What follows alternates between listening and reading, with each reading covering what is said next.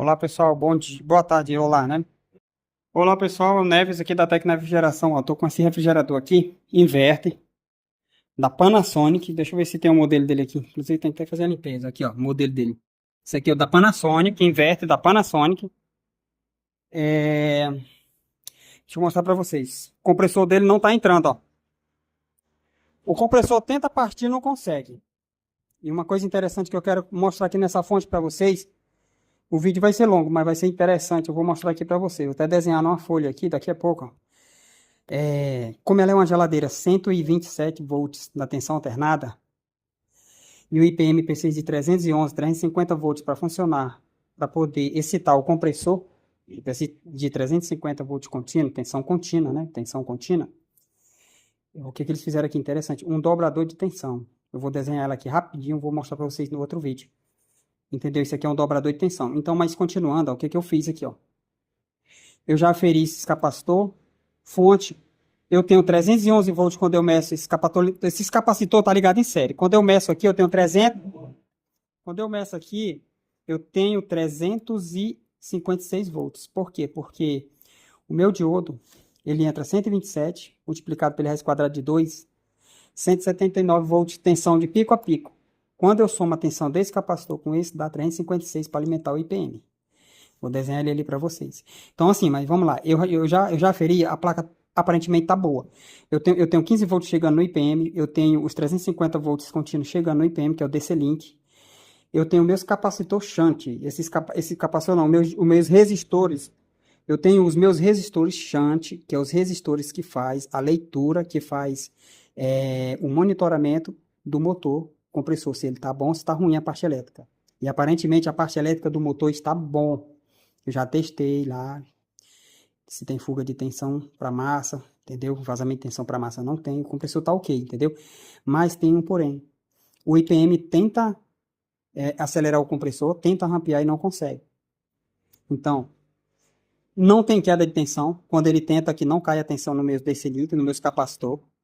Eu tenho 15 volts para alimentar o drive dele aqui na entrada, já aferi nesse capacitor. Eu tenho 5 volts que alimenta o microcontrolador. 5 volts contínua, não tem ripple, não tem oscilação, tá? Tá tudo ok aqui, a minha fonte. Só que eu estou em dúvida dentro desse microcontrolador, ou seja, dentro do IPM, que ele é um CI inteligente, eu estou com dúvida que ele está com defeito. Então eu vou fazer um circuito de lâmpadas aqui que vai simular o motor e vou mostrar para vocês como é que vai montar para fazer o teste desse DC-Link, ver se ele está injetando as 3 fases, ou seja, se ele está realmente injetando as fases na bobina do compressor. Como eu expliquei para vocês que eu prometi, como ela trabalha com 127 e o meu IPM e o meu compressor precisa chegar a 350 volts aqui, o que que acontece, pessoal? Aqui tem que chegar os 350 volts contínuo aqui no IPM. Então, o que que eles fizeram? Um dobrador de tensão de meia onda. Eu vou explicar ele agora aqui no papel para vocês. Eu tenho uma tensão de 127 volts entrando aqui, ó. Alimenta o meu diodo. Se você prestar atenção, os meus capacitores eletrolíticos, esse capacitor mais esse, que são dois capacitores de 310 volts e de 510 microfarad. Então, o que que acontece? Ó? A minha tensão alimenta o diodo aqui, ó. O neutro vem, né, alimenta aqui o diodo e ao mesmo tempo ele vai alimentar aqui, ó. Vamos aqui, ó. Eu tenho dois capacitores. O positivo do capacitor 1, ó. Vamos aqui analisar. Esse daqui é o capacitor 1. E bem aqui, ó, é o negativo dele, ó. Aqui é o positivo, aqui é o capacitor 1, aqui é o capacitor 2, ó. Vamos botar aqui, ó, 2 e aqui o capacitor 1, tá? No positivo desse capacitor 1, eu entro com a minha tensão retificada. O que que acontece? A minha tensão retificada, quando ela chega no meu diodo, ela chega a 127 volts.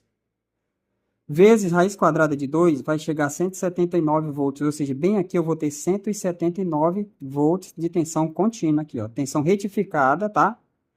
E contínua aqui, ó, 179,8 alguma coisa de diferencial de potencial aqui, tá?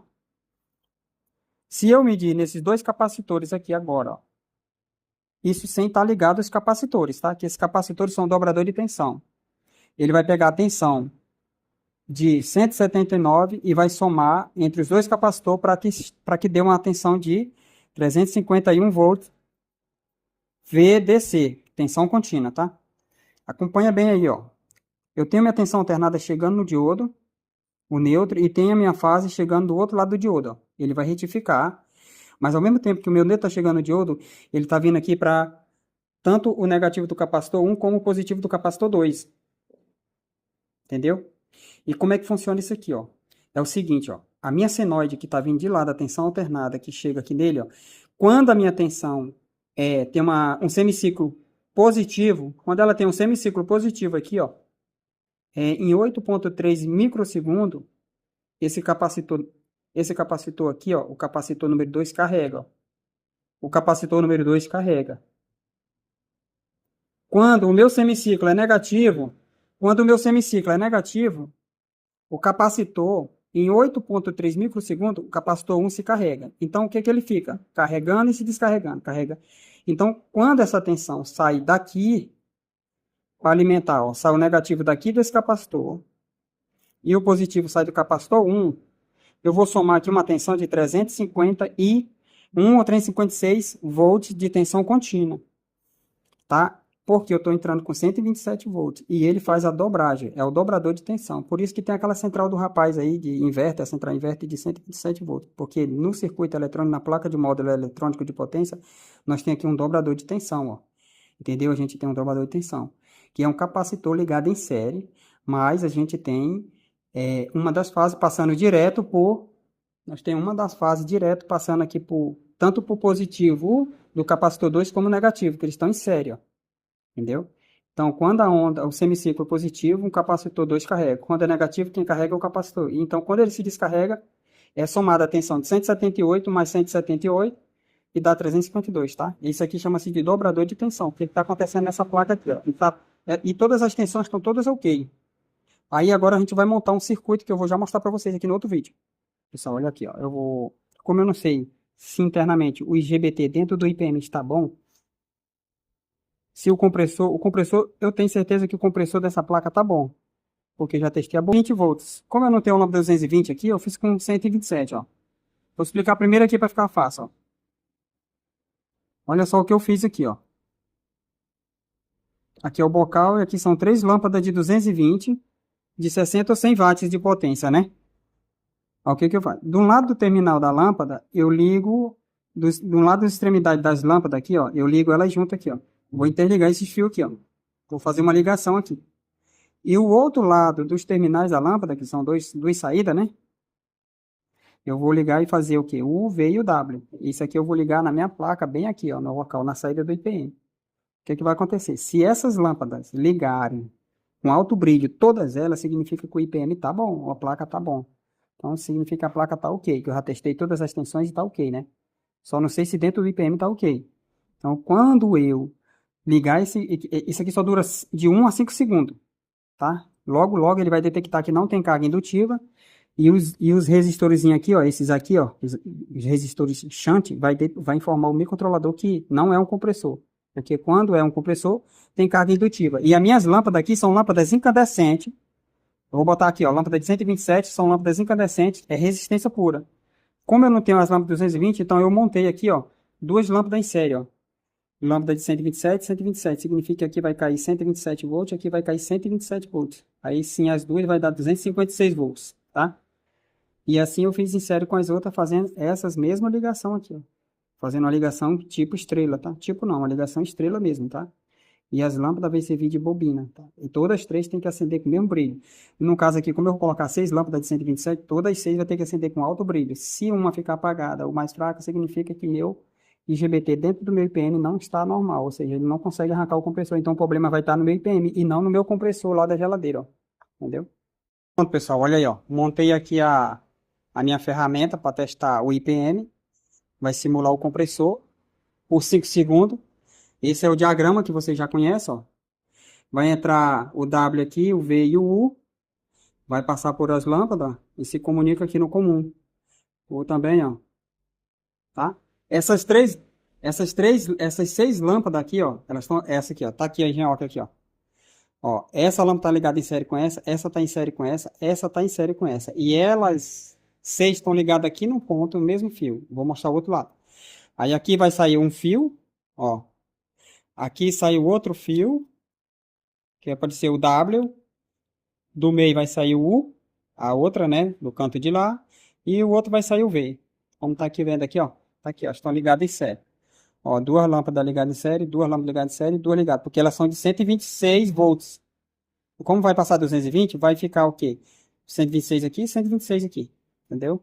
Para não queimar, porque eu não tinha lâmpada de 220. Se tivesse só uma lâmpada, resolvia, tá? E aqui vai sair o quê? V, U, V, W, U, V e W, que é o que eu vou simular já já o meu IPM, já já, vamos já começar.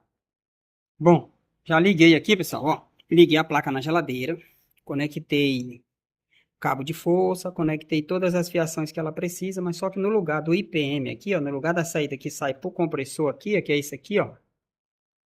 Cadê, rapaz? Esse aqui, ó, que sai pro compressor. Olha o que foi que eu liguei. Eu liguei o conjunto de lâmpadas. Agora a gente vai colocar na tomada. Se todas as lâmpadas acenderem forte, significa que o IPM tá bom. Se elas não acender ou ficar piscando, oscilando muito, significa que nós temos problema dentro do IPM. Porque todo o restante da placa, como eu sempre repito, eu já verifiquei, tem todas as tensões e não tem queda de tensões.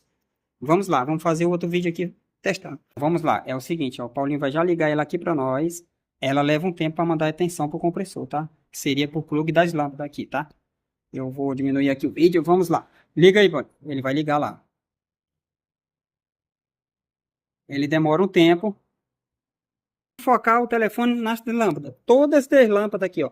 Esse conjunto, mais esse, que está em dupla, aqui ligado em série, vai ter que acender com toda a potência. Vamos lá, liga aí, mano. Eu vou focar nela. Ela como se fosse compressor. Tem que permanecer pelo menos 2 segundos elas acesas forte, se o IPM estiver bom. Percebe-se que só acendeu essa lâmpada e essa. Essa daqui não acenderam.